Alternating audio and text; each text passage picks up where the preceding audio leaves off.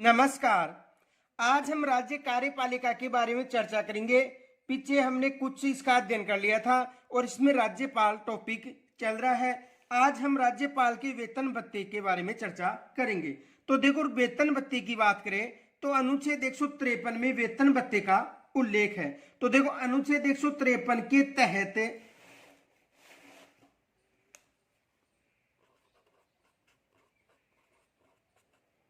अनुच्छेद 153 के तहत संसद द्वारा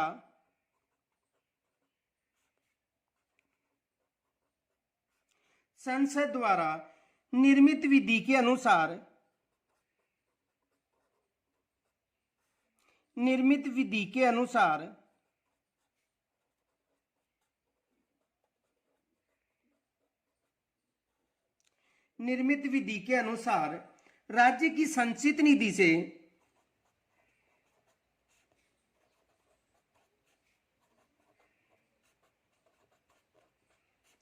राज्य की संचित निधि से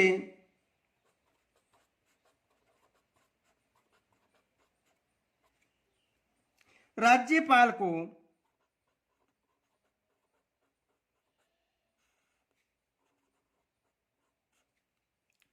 वेतन व भत्ता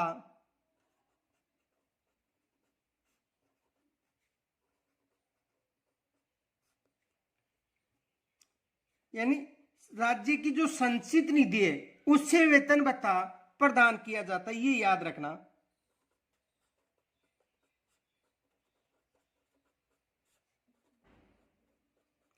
एग्जाम में यहां से प्रश्न भी आ चुका है कि राज्यपाल को वेतन भत्ता दिया जाता है तो संचित निधि से दिया जाता है, राज्य की संचित निधि से वेतन भत्ता दिया जाता है, ये याद रखना। यहां से एग्जाम में प्रश्न भी बन चुका है। देखो, प्रश्न ये आया था,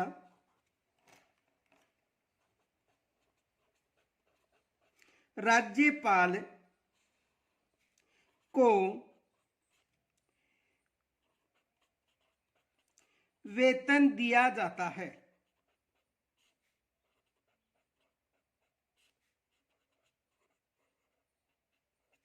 तो राज्यपाल को जो वेतन है ये दिया जाता है किसके अनुसार? राज्य की संचित निधि के अनुसार। राज्य की संचित निधि, ये याद रखना। अब देखो आगे, तो राज्यपाल को जो वेतन है राज्य की संचित निधि से दिया जाएगा, याद रखना। यदि वर्तमान में वेतन की बात करें तो प्रति माह 3.5 लाख रुपए वेतन मिलता है किसको? राज्यपाल को। यह भी याद रखना नोट। वर्तमान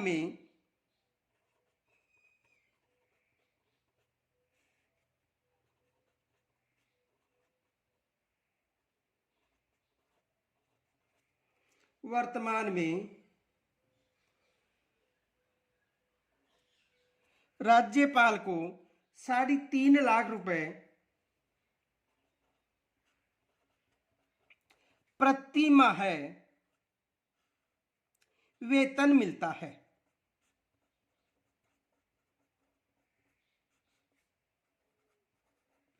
वर्तमान में जो राज्यपाल है उसे 3.5 लाख रुपए प्रति माह वेतन मिलता है, ये याद रखना। इनके अलावा देखो, इनको जो वेतन है इसका जो उल्लेख है अनुसूची 2 में उल्लेख है, ये भी प्रश्न आ सकता है, नोट में ही याद रखना। राज्यपाल के वेतन भत्तों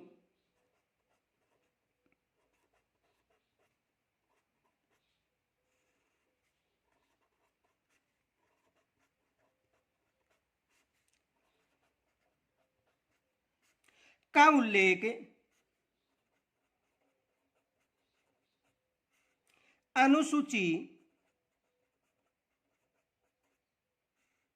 2 में है।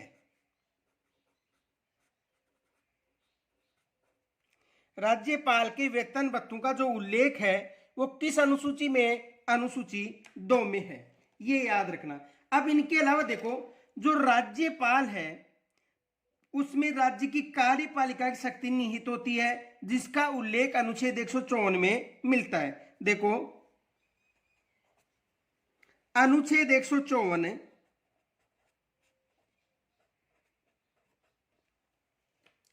के तहत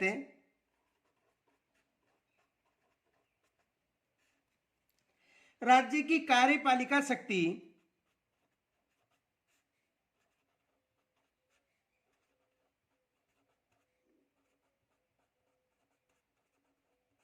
राज्य की कार्यपालिका शक्ति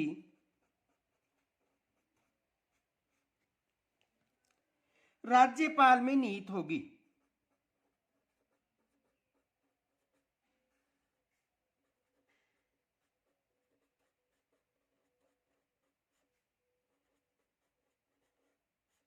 देखो, अनुच्छेद 154 के अनुसार जो राज्य की कार्यपालिका शक्ति है वो किसमें निहित होगी?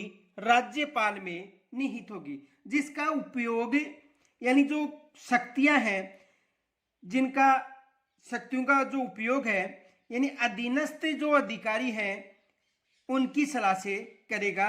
कहने का मतलब मुख्यमंत्री और मंत्रिपरिषद की सलाह से राज्यपाल इन शक्तियों का उपयोग करता है।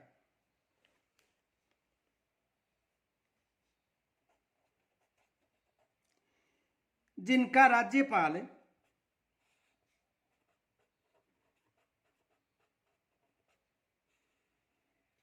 स्वयं अपने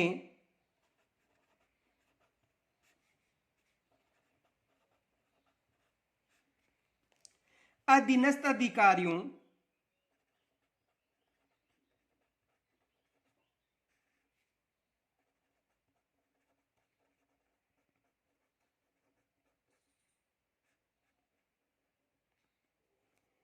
के माध्यम से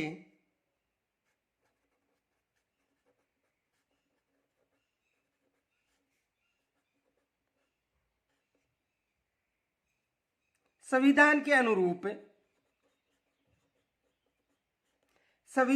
अनुरूप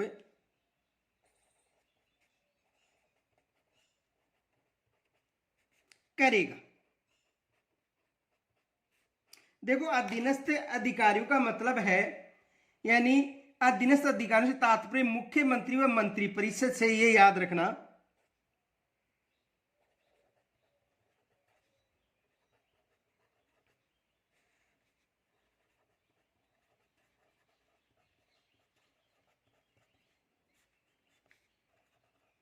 का तात्पर्य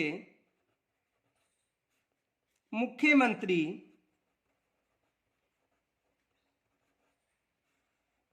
व मंत्रिपरिषद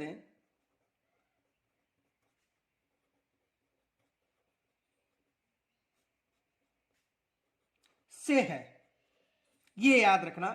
यानी कहने का मतलब राज्यपाल है जो भी कार्यपालिक शक्तियों का उपयोग करता है, किसके अनुसार? मुख्यमंत्री व मंत्रिपरिषद के अनुसार। तो राज्यपाल में जो कार्यपालिका शक्ति है उसका उल्लेख किस अनुच्छेद में? अनुच्छेद 154 में। तो वह एग्जाम में प्रश्न बन सकता है कि राज्य की कार्यपालिका शक्ति राज्यपाल में निहित होंगी, इसका उल्लेख किस अनुच्छेद में है? अनुच्छेद 154 में। देखो प्रश्न क्या बन सकता है, राज्य की कार्यपालिका शक्ति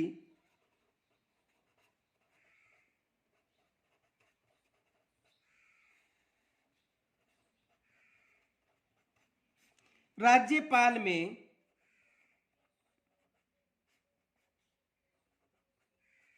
निहित होंगी या निहित है, इसका उल्लेख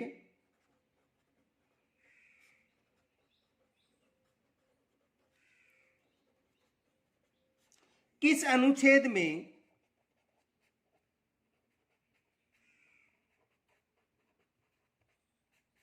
मिलता है? तो इसका उल्लेख किस अनुच्छेद में मिलता है?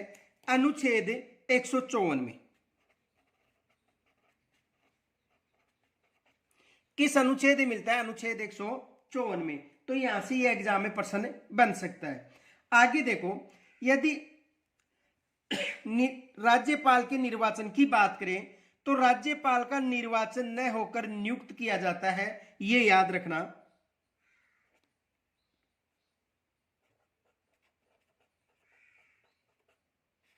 राज्यपाल की नियुक्ति,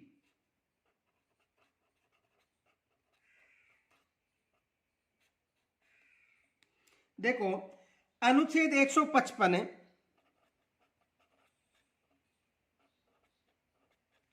अनुच्छेद 155 के तहत, अनुच्छेद 155 के तहत राज्य का राज्यपाल, राज्य के राज्यपाल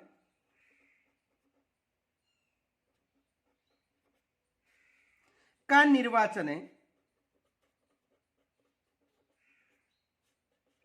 न होकर उसकी राष्ट्रपति के द्वारा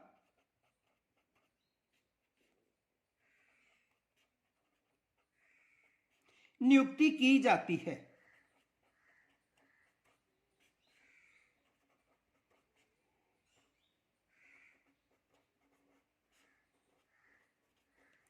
यानी इसकी केवल नियुक्ति होती है, जो राज्यपाल है इसका निर्वाचन नहीं होता है, ये याद रखना। तो राज्यपाल की नियुक्ति जो भारत का राष्ट्रपति है वो प्रत्यक्ष रूप से करता है, ये याद रखना। नोट,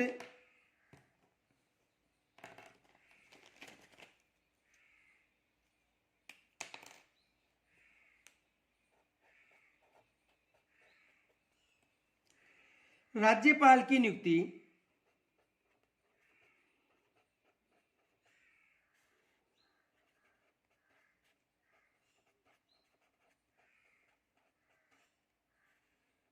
राज्यपाल की नियुक्ति भारत का राष्ट्रपति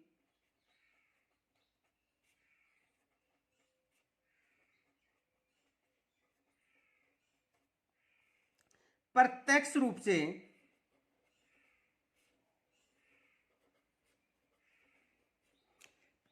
रूप से करता है।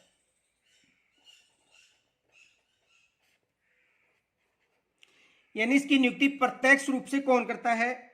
राष्ट्रपति प्रत्यक्ष रूप से करता है। वास्तव में राज्यपाल की नियुक्ति राष्ट्रपति द्वारा प्रधानमंत्री की सिफारिश से की जाती है, ये याद रखना। वास्तव में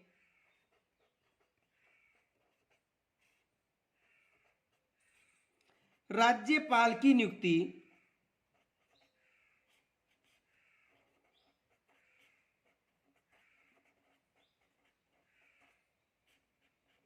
राज्यपाल की नियुक्ति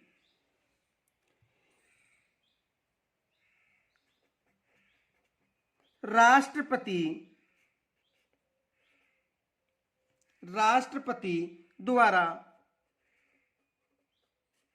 प्रधानमंत्री,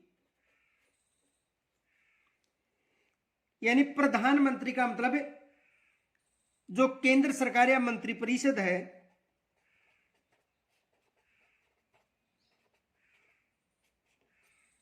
प्रधानमंत्री यानी जो मंत्रिपरिषद है की सिफारिश से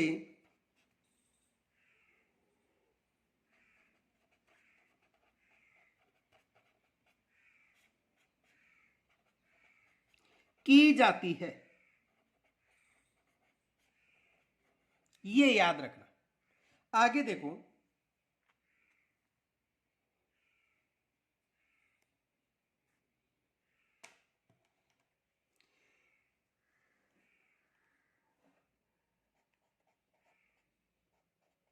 देखो दूसरा नोट और याद रखना, यहां से भी एग्जाम में प्रश्न बनता है कि राज्यपाल की नियुक्ति के संबंध में कनाडा का संविधान है उसका अनुसरण किया गया है, ये याद रखना।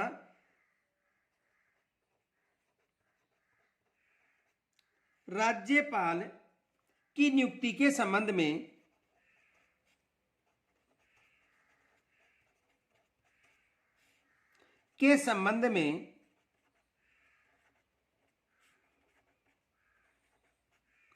यानी राज्यपाल की नियुक्ति के संबंध में जो कनाडा है, कनाडा के संविधान का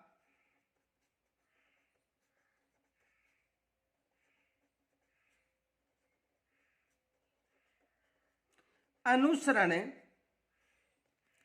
किया गया है।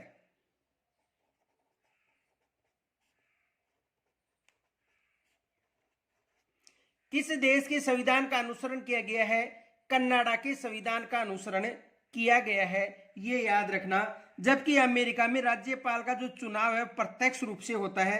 अमेरिका में जो राज्यपाल है उसका चुनाव प्रत्यक्ष रूप से होता है। आगे देखो, यदि कार्यकाल की बात करें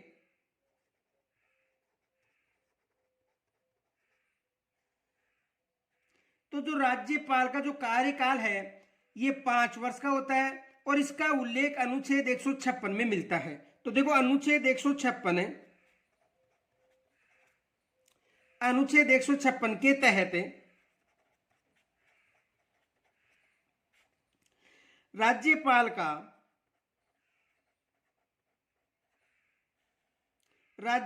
का सामान्य रूप से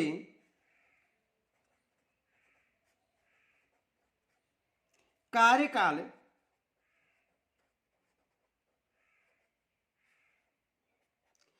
5 वर्ष का होता है। यानी कार्यकाल का उल्लेख किस अनुच्छेद में मिलता है? अनुच्छेद 156 के तहत जो राज्यपाल है इसका कार्यकाल सामान्य रूप से कितने वर्ष का होता है? 5 वर्ष का। 5 वर्ष का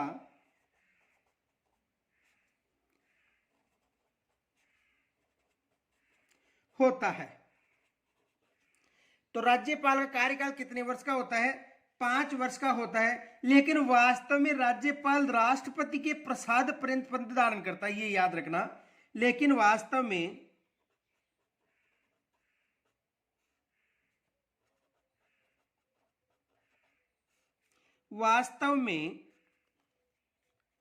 राज्यपाल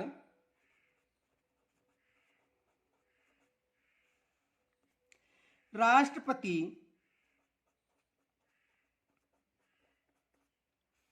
के प्रसाद पर्यंत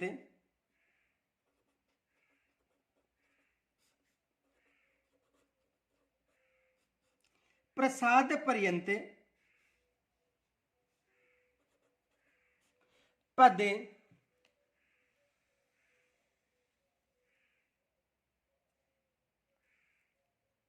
धारण करता है।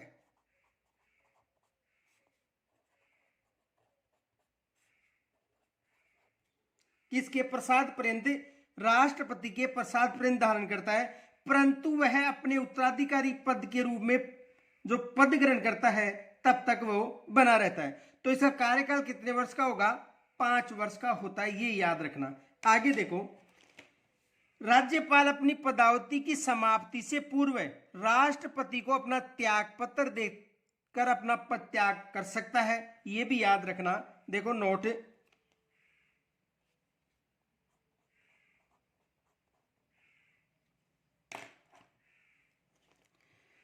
राज्यपाल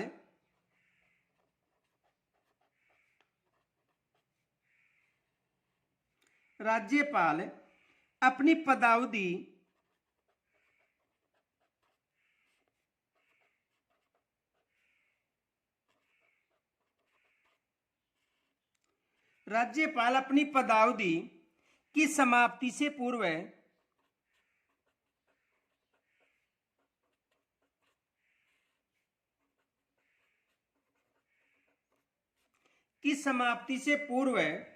राष्ट्रपति को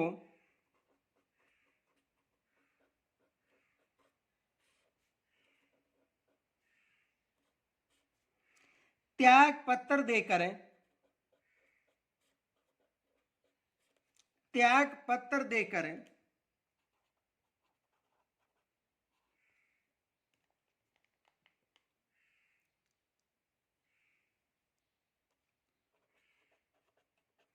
अपना पद त्याग कर सकता है।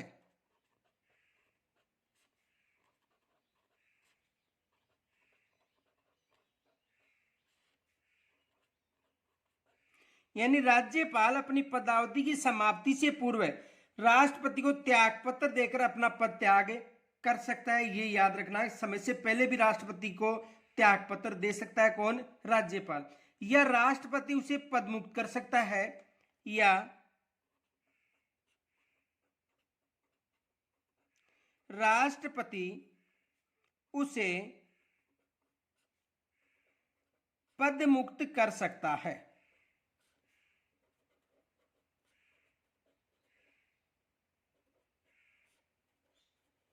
या राष्ट्रपति उसे पद मुक्त कर सकता है। अब देखो, राज्यपाल को हटाने का जो उल्लेख है ये संविधान में उल्लेखित नहीं है, ये भी याद रखना। देखो, नोट में ही याद रखना, जो राज्यपाल को पद से हटाने का जो आधार है वो संविधान में कोई उल्लेख नहीं है।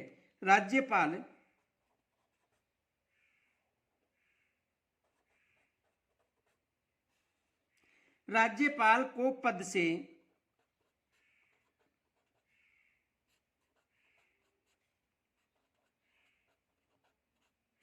हटाने के आधार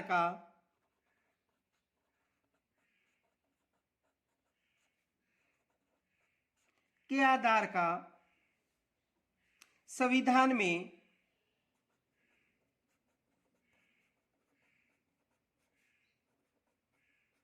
कोई उल्लेख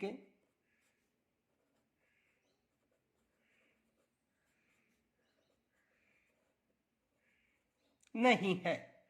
यानी राज्यपाल को हटाने का जो उल्लेख है ये संविधान में उल्लेखित नहीं है, ये भी याद रखना।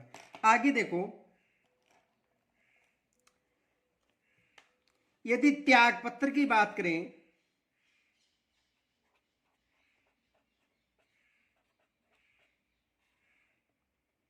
तो देखो, अनुच्छेद 156 कह के तहत राज्यपाल अपना त्याग पत्र राष्ट्रपति को देता है। अनुच्छेद 156 ख के तहत राज्यपाल अपना त्याग पत्र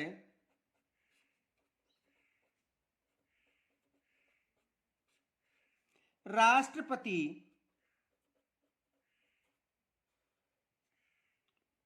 को देता है।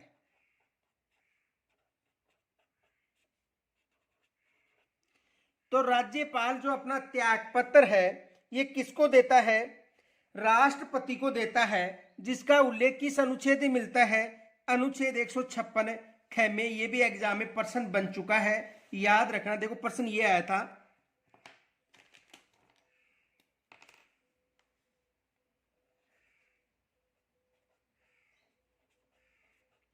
राज्यपाल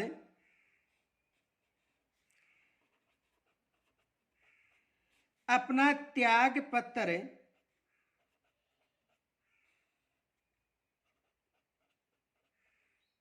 राष्ट्रपति को सौंपता है, इसका उल्लेख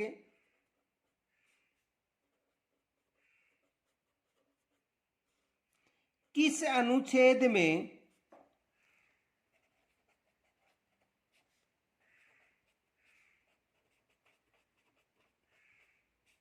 मिलता है? तो किस अनुच्छेद में मिलता है? अनुच्छेद 156 ख में इसका उल्लेख मिलता है, ये याद रखना। आगे देखो, राज्यपाल की योग्यता का जो उल्लेख है वो 157 अनुच्छेद में मिलता है।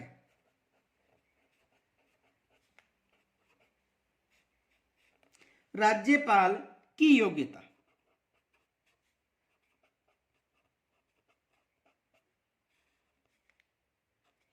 देखो, अनुच्छेद 157 के तहत राज्यपाल की योग्यताओं का उल्लेख मिलता है।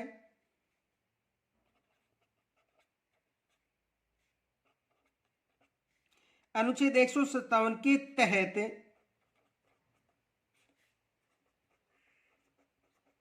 राज्यपाल की निम्न योग्यताएं हैं।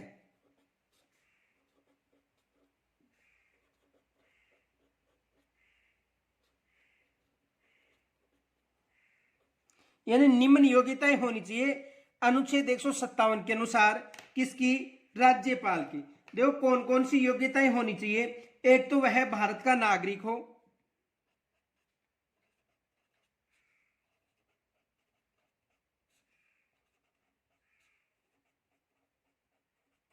वह भारत का नागरिक हो। देखो इसमें भारत के नागरिक में मूल रूप से और जन्म स्थान से कोई संबंध नहीं है, लेकिन वह भारतीय नागरिक हो। उसकी आयु सीमा 35 वर्ष पूर्ण हो चुकी हो।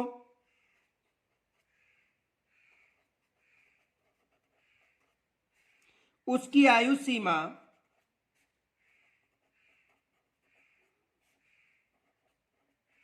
35 वर्ष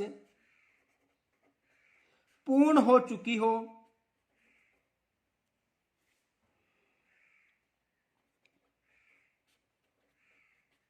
उसकी आयु सीमा कितनी होनी चाहिए, लगभग 35 वर्ष पूर्ण हो चुकी हो।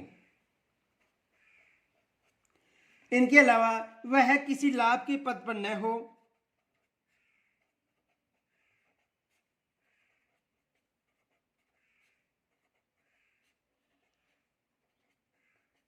वह लाभ के पद पर न हो और वह किसी जो सदन है उसका सदस्य न हो।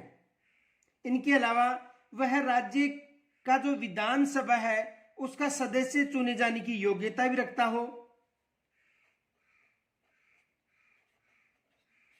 वह राज्य विधानसभा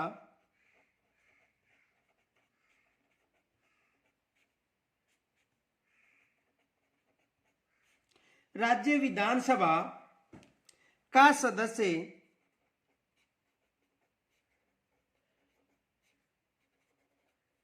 चुने जाने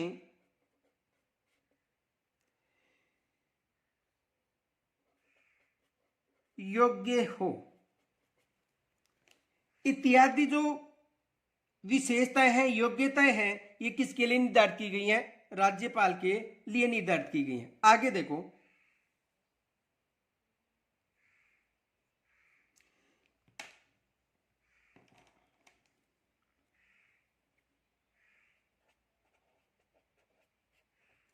अनुच्छेद 158(2) में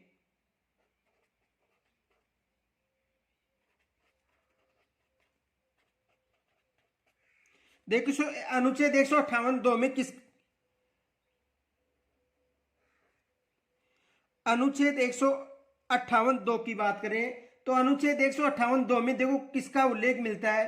यह उल्लेख मिलता है कि अनुच्छेद 100 पहले एक की बात करो। अनुच्छेद 158(1) के तहत यह उल्लेख मिलता है कि राज्यपाल संसद और राज्य विधानमंडल का सदस्य नहीं होना चाहिए। अनुच्छेद 158(1) की बात कर रहे हैं तो अनुच्छेद 158(1) के तहत राज्यपाल को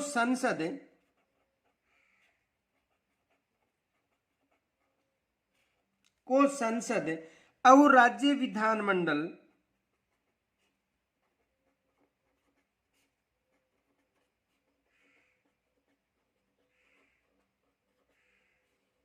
यानी अनुच्छेद 158 में यह उल्लेख मिलता है कि राज्यपाल को संसद और राज्य विधानमंडल का सदस्य नहीं होना चाहिए, का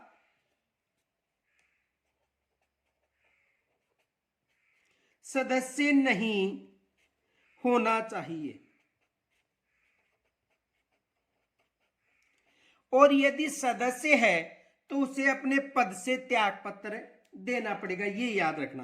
फिर इसके बाद अनुच्छेद 158(2) की बात करें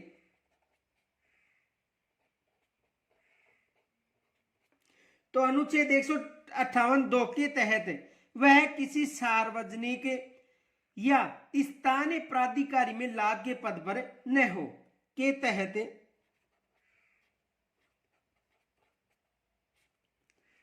वह किसी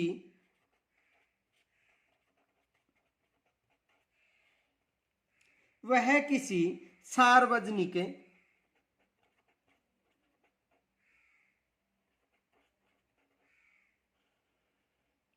सार्वजनिक या स्थानीय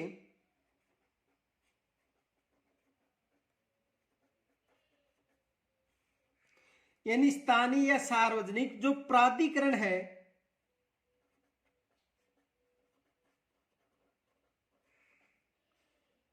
प्राधिकरण में लाभ के पद पर न हो।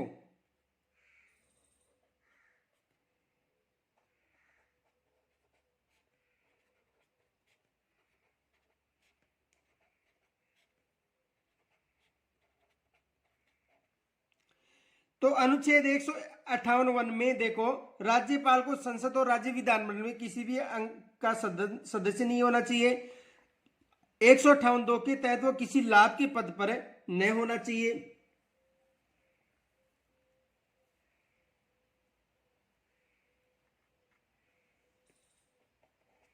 यदि 158(3) की बात करें, अनुच्छेद 158(3), तो अनुच्छेद 158(3) के तहत वह बिना किराए दिए सरकारी आवास का उपयोग करता है। ये याद रखना, किस अनुच्छेद मिलता है? 158(3) में के तहत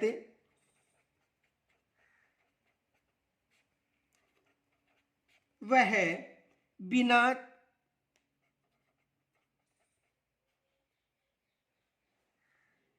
किराया दिए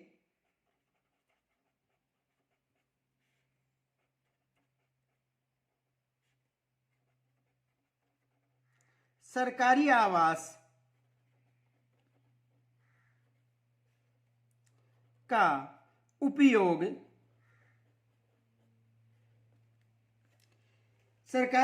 का उपयोग करता है। तो ये अनुच्छेद याद रखना, यहां से एग्जामिनर प्रश्न बना सकता है कि अनुच्छेद 158 में किसका उल्लेख है, 1 में, 158(2) में किसका उल्लेख है, 158(3) में किसका उल्लेख है। आगे देखो,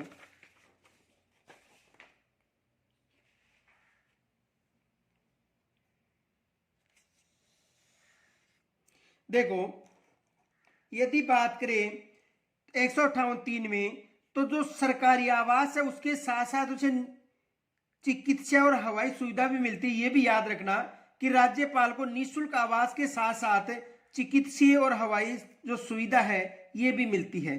ये भी याद रखना, नोट।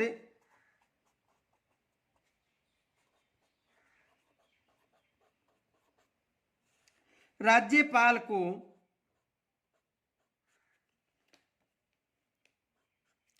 निःशुल्क आवास के साथ साथ या आवास के अलावा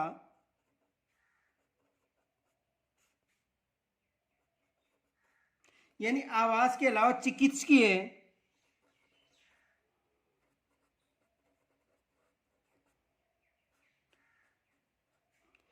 एवं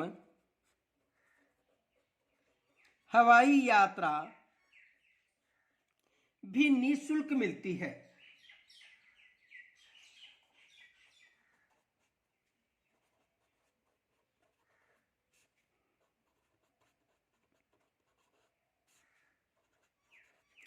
तो राज्यपाल को यानी जो निःशुल्क आवास है, इसके अलावा जो चिकित्सीय व हवाई यात्रा है ये भी निःशुल्क मिलती है। ये भी याद रखना राज्यपाल को। इनके अलावा देखो,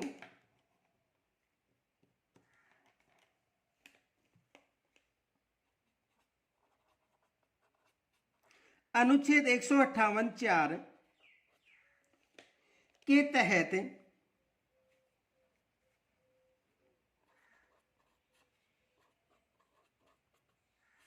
अनुच्छेद 158(4) के तहत राज्यपाल की उपलब्धि व राज्यपाल की उपलब्धियां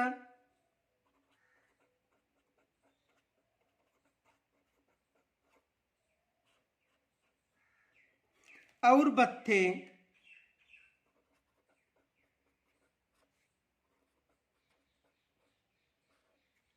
उसकी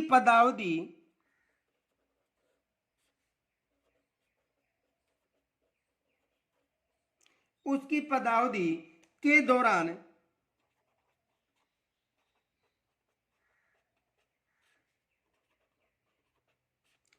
कम नहीं किए जाएंगे।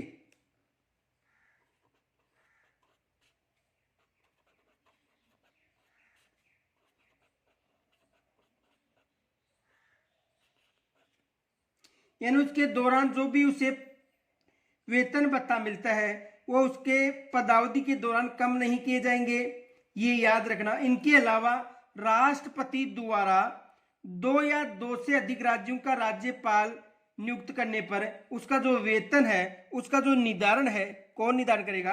राज्यपाल। ये फैक्ट याद रखना। देखो,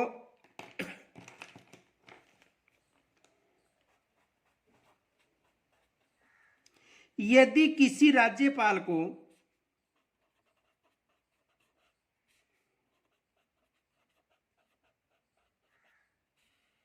यदि किसी राज्यपाल को 2 या अधिक 2 से अधिक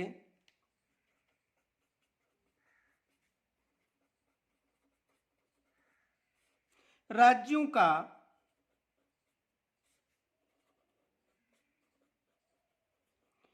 राज्यपाल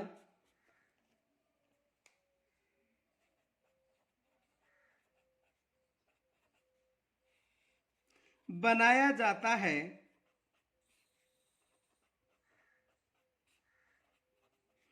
तो उसके वेतन का निर्धारण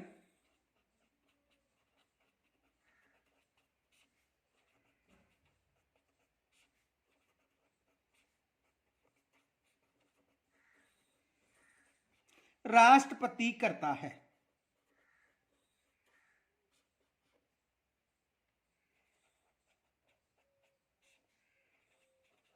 उसके वेतन का निर्धारण कौन करेगा? राष्ट्रपति करेगा। यानी कहने का मतलब है कि जो राष्ट्रपति के द्वारा जो राज्यपाल को 2 या 2 से अधिक राज्यों में नियुक्त किया जाता है तो उनके जो वेतन का है वो निर्धारण किसके द्वारा किया जाएगा?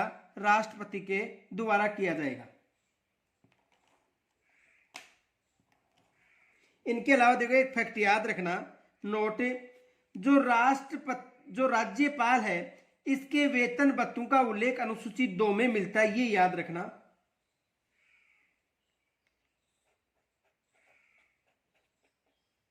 नोट, राज्यपाल के वेतन भत्तों का उल्लेख राज्यपाल के वेतन भत्तों का उल्लेख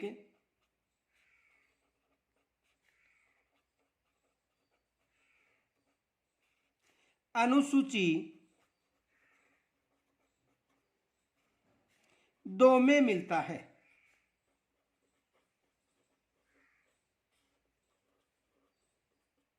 किस अनुसूची मिलता है? अनुसूची 2 में मिलता है। और राज्यपाल के वेतन भत्तों का निर्धारण संसद करती है।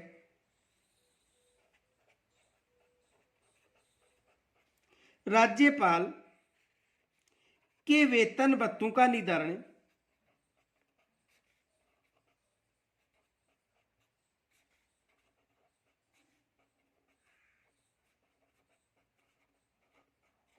संसद करती है।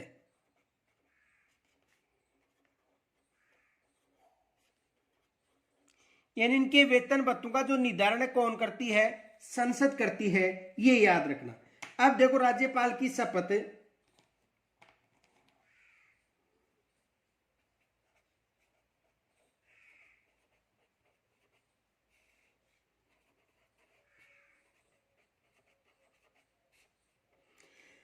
तो राज्यपाल की शपथ का उल्लेख अनुच्छेद 159 में मिलता है।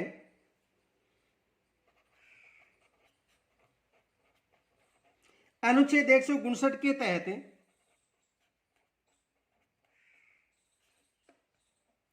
राज्यपाल को शपथ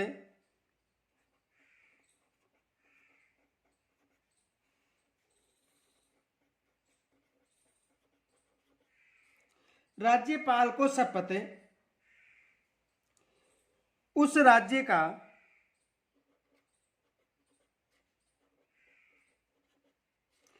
यानी अनुच्छेद 159 के तहत राज्यपाल को शपथ उस राज्य के उच्च न्यायालय का जो मुख्य न्यायाधीश है उसके द्वारा दिलाई जाती है। उस राज्य के उच्च न्यायालय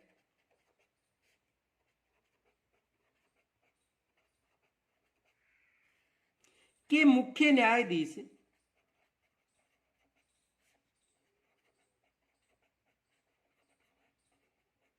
द्वारा दिलाई जाती है।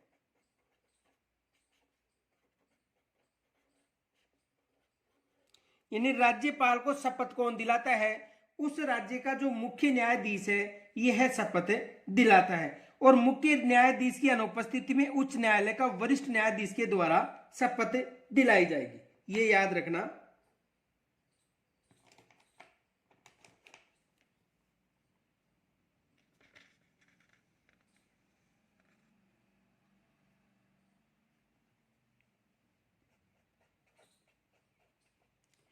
यदि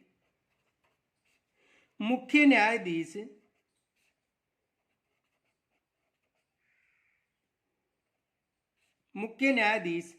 की अनुपस्थिति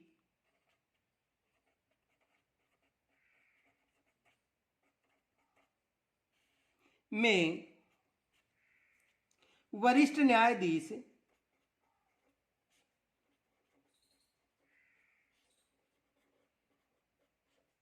के द्वारा शपथ दिलाई जाती है।